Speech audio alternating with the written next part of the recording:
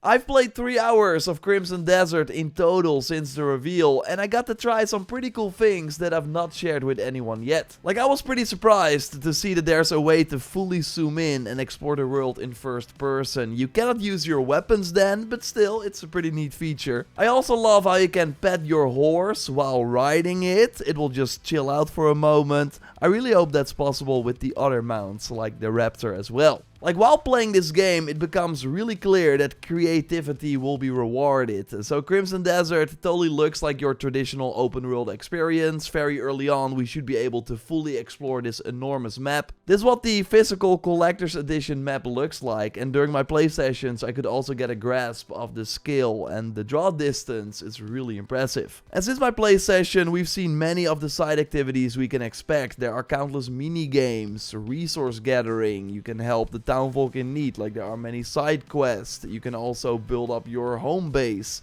Again, it's familiar stuff, but Crimson Desert seems to have a lot of it. What does set the game apart though from what I played is the amount of tools it gives you to use in this sandbox, like the spider web. One thing I did during my play session is launch myself in the air with this spinning move, then use the crow wings to glide and then shoot an enemy in the head with the bow. But you can also use it to pull yourself to a wall and start climbing, as we should be able to climb most surfaces as long as you have stamina. But you can also grab a wall and then launch yourself over it to surprise enemies with a body slam, or pull a tree back and do the same. You can use it to break your fall, grab an enemy off their mount to use it against them, probably one of the coolest uses. So while this web is required to take out the giant stoneback crab boss by launching yourself onto her back to deal damage, it also opens up a ton of other possibilities in combat and traversal. But it gets especially crazy when you combine the different moves. I could also toy around with the magical jump that you can activate multiple times depending on your spirit to do like a triple jump and get higher up, so it's great for exploration. But also here it has many uses in combat as well, to ignore enemy attacks and then counter them with yours, which feels very satisfying. Or you can use it in an offensive way. Your abilities change depending on the current element you have equipped. So if you use fire in combination with the jump, you blast enemies away with an explosion. Switch to ice and then the jump freezes enemies that get hit. But I found thunder even better, as this shocks enemies, dealing damage while also stunning them. But the element you have equipped impacts way more of your abilities and also your arrows, with shock arrows being very strong as well. We know about 5 elements so far. We also see wind here, but we've not seen that in action yet. And in an earlier demo I played, I could use explosive arrows that were very strong, so it does seem that next to the elemental arrows there are other types of arrows to equip and use, including an artillery shot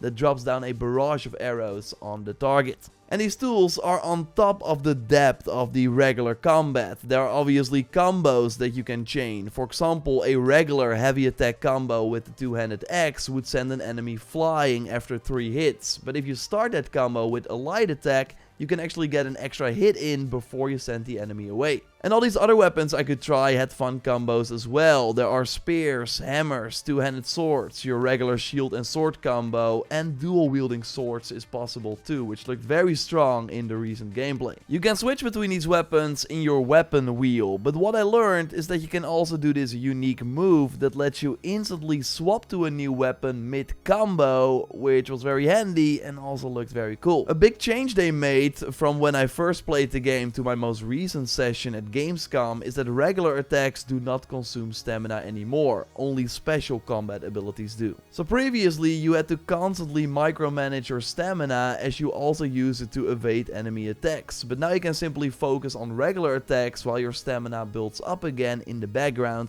so you can use that for other moves. And yeah, you've likely seen Cliff do some wrestling moves like the neck breaker. Now these cost stamina too. I in particular had a lot of fun with the throw, which you can use to grab and throw enemies off high places. But yeah, one big takeaway after playing is totally that stamina is going to be important. So upgrading that with the Abyss artifacts that you get from missions, from exploring the world, and from bosses will be very important. And overall, one of the most impressive things about Crimson Desert Desert is that it all feels like the tip of the iceberg. We now also recently learned that by analyzing NPCs and enemies, you can learn their moves. So you also have to pay attention during combat to be able to steal those attacks. And then I'm still only talking about Cliff here. We learned that by following the main story, you will also get access to Damien, the fast rapier wielding lady who also has some sick acrobatic moves and uses a pistol and rifle. And also Unka will be unlocked as a playable character if you follow the main story. He's more of a brute with two-handed weapons and an arm cannon.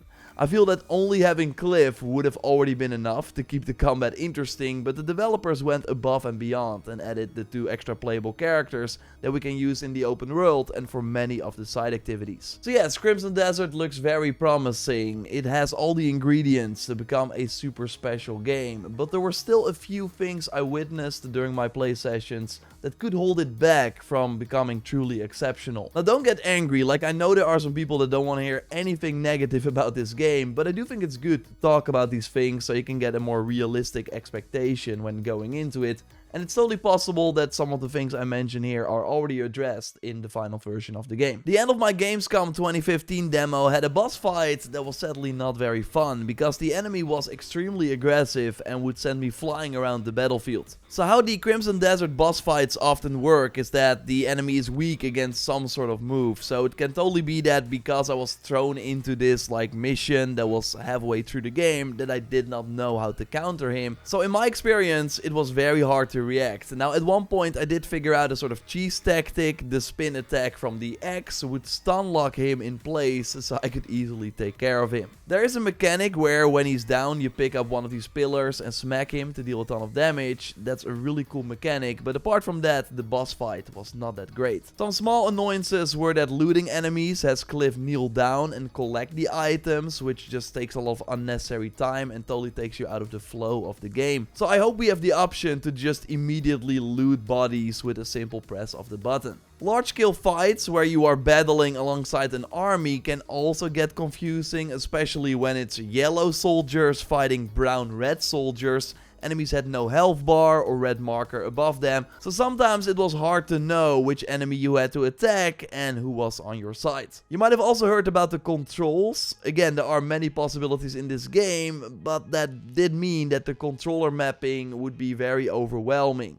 Now this is something that should have already been addressed since that August play session I attended, with potential ways to remap controls as well. So we should hear more about that very soon, and we also learned that you will be able to turn off those particle effects, which especially during boss fights could be all over the place. Now a fun fact about this boss fight is that you can reach the arena by just going through the front door, or you can shoot the window and then climb up and drop down that way, and yeah, start the fight that way. Again, I think this game will be very special because of the amount of freedom we have. And I have a feeling that the developers will be very reactive, so if we have a lot of feedback after playing the game for ourselves, I would not be surprised if they address those things very quickly. I'm by the way doing a giveaway for the deluxe edition of the game. You can enter via the link in the pinned comment, and I can now confirm that I'll be attending a Crimson Desert hands-on event next week, and I'll be able to share my thoughts and gameplay in the first week of March on Wednesday. So look forward to that. Subscribe to not miss anything. Leave a like, that would really help me out. Check out my previous video by clicking on the screen, and I will speak to you soon.